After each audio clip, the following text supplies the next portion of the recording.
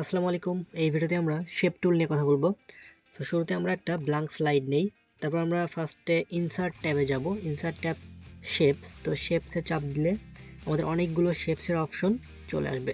তো এখান থেকে আমরা যে কোনো একটা সিলেক্ট করে নিতে পারি। যেমন এখান থেকে একটা রেক্টেঙ্গেলস নিচ্ছি, তারপর মাউস থেকে ড্র্যাগ করে জাস্ট ছেড়ে দিব।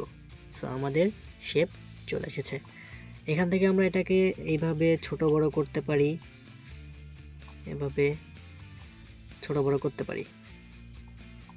সো এখন যদি আমি চাই যে এই কালারটা চেঞ্জ করব, এখানে যে কালার রয়েছে এই কালারটা চেঞ্জ করব, সো এখানে শুরুতে আমাদের এটা শেপটাকে সিলেক্ট করতে হবে। সিলেক্ট করার পর এখানে ফরম্যাট অপশন থেকে এখানে আমরা হচ্ছে শেপ ফিল, সো এখানে আমরা চাপ দিব।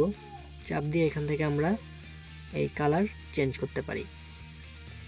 সো আমি যদি রেড কালার রাখি, রেড রাখলাম। তারপর হচ্ছে আমরা শেপ আউটলাইনে দেখব, আউটলাইন যদি চেঞ্জ করতে চাই আউটলাইন দিলাম হচ্ছে সবুজ। তারপর হচ্ছে আউটলাইন ওয়েটটা বাড়াই দিব, এটা বেড়ে গেল। তারপর হচ্ছে আউটলাইনের আরও অপশন রয়েছে, যেমন এখানে হচ্ছে ড্যাশেস, এখান থেকে আমরা এটাকে আরও ড্যাশের মতো বানাইতে পারি। সো এখান থেকে আইড্রপার থেকে আমরা এটার কালার সিলেক্ট করে দিতে পারি। সো পুরো লাল হয়ে গেছে।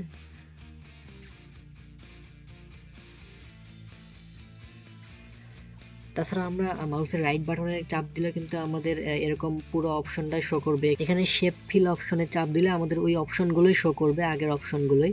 তো এখান থেকে আমরা এটা চেঞ্জ করে দিতে পারি। তারপর হচ্ছে শেপ আউটলাইন, এখান থেকে আমরা চেঞ্জ করতে পারি। তারপর এখানে যে স্টাইল রয়েছে এখান থেকেও চেঞ্জ করা যায়। সো এখানে ছাড়াও হচ্ছে আমাদের এখানে আরও অপশন রয়েছে। এখান থেকে আমরা চাইলে থিম স্টাইলটা চেঞ্জ করে নিতে পারি। যেমন এখানে রয়েছে হলো, এখানে গ্রেডিয়েন্ট অপশনও রয়েছে। শেপকে আরও এডিট করতে চাইলে এখানে আরেকটা অপশন রয়েছে, যেটা হচ্ছে এই যে হলুদ রঙের মতো, কমলা রঙের। সো এটাকে আমরা যদি এদিকে আরও নিই তাহলে হচ্ছে আমরা এটা আরও এডিট করতে পারবো। এভাবে প্রায় প্রত্যেকটা শেপের মধ্যেই এরকম একটা করে অপশন রয়েছে, যার দ্বারা আমরা শেপটাকে আরও ভালোভাবে এডিট করতে পারি। সো এই শেপটাকে যদি আমরা ইফেক্ট দিতে চাই সেক্ষেত্রে হচ্ছে এখানে অনেকগুলো ইফেক্ট রয়েছে, আমরা চাইলে এই ইফেক্টগুলো এখান থেকে দিতে পারি। সেক্ষেত্রে আমরা শেপ ইফেক্টে চাপ দিব। তারপর এখানে রয়েছে হচ্ছে শ্যাডো, প্রেজেন্ট, তারপর হচ্ছে শ্যাডো, এখান থেকে শেপের ছায়াটা কেমন হবে। তারপর এখানে রয়েছে হচ্ছে গ্লো অপশন, তারপর সফট এজ, তারপর 3D রোটেশন।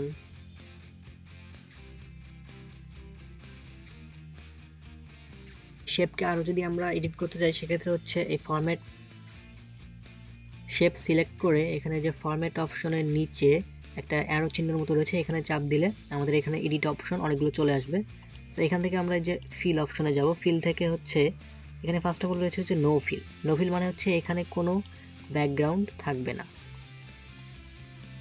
কোনো ব্যাকগ্রাউন্ড থাকবে না। আর আমরা যদি এখানে সলিড ফিল দেই, এখানে জাস্ট একটা কালার শো করবে, যে কোনো একটা কালার, যেই কালার দেওয়া হবে সেটা শো করবে। সলিড ফিলে সিলেক্ট করার পর এখান থেকে আমরা কালার চেঞ্জ করতে পারবো। So colour change. এবার হচ্ছে আমাদের আসে হচ্ছে গ্রেডিয়েন্ট ফিল। এখান থেকে আমরা এখানে গ্রেডিয়েন্ট ফিল করতে পারি। যেমন আমি এটা সিলেক্ট করে এখান থেকে কালারে চাপ দিয়ে কালার চেঞ্জ করব। সো এইভাবে আমরা গ্রেডিয়েন্ট অপশনের মাধ্যমে এই শেপটাকে সাজাতে পারি। তাছাড়া রয়েছে এখানে picture or texture feel. So আমরা এখানে পিকচার অ্যাড করতে পারি এই শেপের মধ্যে। তো সেক্ষেত্রে পিকচার অ্যান্ড টেক্সচার ফিলে চাপ দিয়ে আমরা এখানে ফাইল থেকেও নিতে পারি, আবার অনলাইন থেকেও নিতে পারি। সো আমরা ফাইলে চাপ দেব, ফাইল থেকে একটা পিকচার নিব।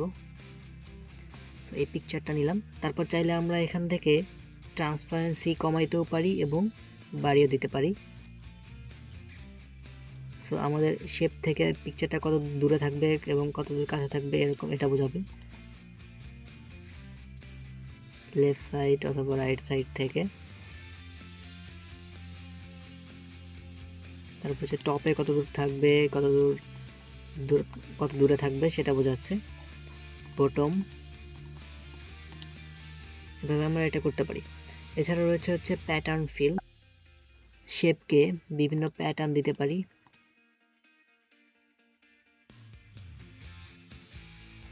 প্যাটার্নের ব্যাকগ্রাউন্ড, ফরগ্রাউন্ড আমরা চেঞ্জ করে দিতে পারি এখান থেকে। এখানে ব্যাকগ্রাউন্ড এবং ফরগ্রাউন্ড নামে দুইটা অপশন রয়েছে, এখান থেকে আমরা এটা চেঞ্জ করে দিতে পারি। তারপর হচ্ছে স্লাইড ব্যাকগ্রাউন্ড ফিল। এছাড়া এখানে রয়েছে হচ্ছে শ্যাডো, যেগুলো আমরা যে উপরে দেখছিলাম ফরম্যাটেতে শেপ ইফেক্টসের মধ্যে এগুলো রয়েছে, শ্যাডো রয়েছে, তারপর হচ্ছে রিফ্লেকশনস, তারপর গ্লো, তারপর হচ্ছে সফট এজ, 3D ফরম্যাটস। এগুলো হচ্ছে আমরা যদি শুরুতে শ্যাডোতে যাই তাহলে হচ্ছে এখানে আমরা অনেক অপশন পাবো। তারপর হচ্ছে গ্লোতে গেলে এখানে যে পেছনে গ্লো চলে আসছে। তারপর হচ্ছে সফট এজ, মানে পুরো সাদা সাদা ভাব চলে আসবে ভেতরের দিকে। তারপর হচ্ছে বেভেল, এখানে 3D অপশন শো করবে। তারপর এখান থেকে আমরা এটার হেইট এবং ওয়েট কমাইতে বাড়াতে পারি। তারপর এটা হচ্ছে বটম লেভেল, এগুলোর আবার সাইজ কমানো বাড়ানো যায়। তারপরে এখান থেকে আমরা সিলেক্ট করে দিতে পারি, যেটা পছন্দ হয় আপনার, আপনি সেটা দিয়েই কাজ করতে পারবেন। এখানে হচ্ছে 3D অপশন রয়েছে, সো এটা হচ্ছে 3D অপশন। এখান থেকে আবার রোটেট করা যায় উপর নিচে, যতটুকু লাগবে ততটুকু রোটেট করতে পারবেন এখান থেকে। সো এটা হচ্ছে শেপের মোটামুটি কাজ। সো এছাড়া আমরা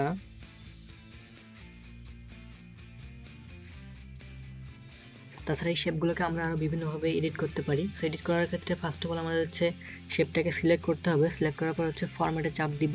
ফরম্যাটে চাপ দিয়ে এখানে এদিকে দেখতে পাচ্ছেন যে শেপ, এডিট শেপ নামে একটা অপশন রয়েছে। সো এখান থেকে চাপ দিলে আমাদের হচ্ছে চেঞ্জ শেপও করতে পারি আমরা।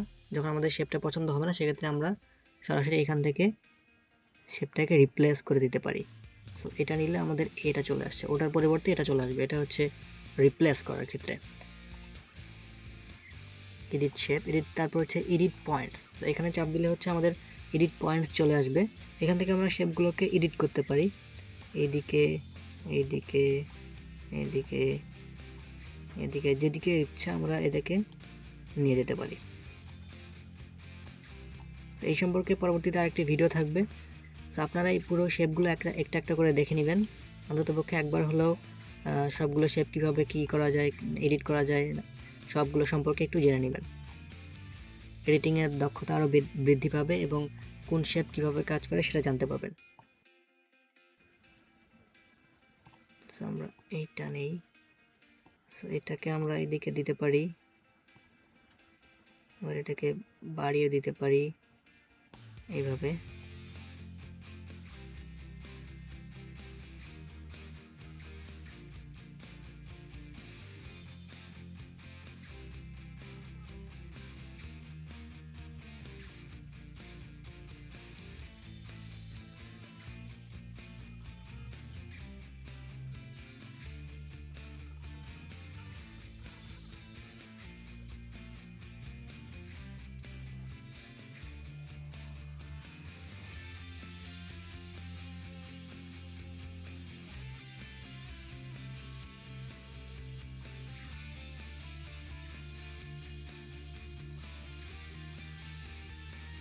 এক একটা শেপসের এক এক রকম কাজ।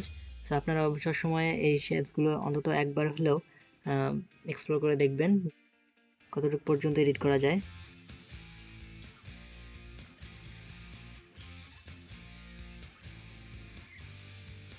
শেপ সম্পর্কিত পরবর্তী ভিডিওতে আমরা বিস্তারিত দেখাবো যে কীভাবে একটা শেপকে এডিট করতে হয়। Thanks for the watching. যারা আমাদের চ্যানেলটি এখনও সাবস্ক্রাইব করেননি তারা অবশ্যই সাবস্ক্রাইব করবেন, আর যারা সাবস্ক্রাইব করেছেন তাদেরকে অসংখ্য ধন্যবাদ।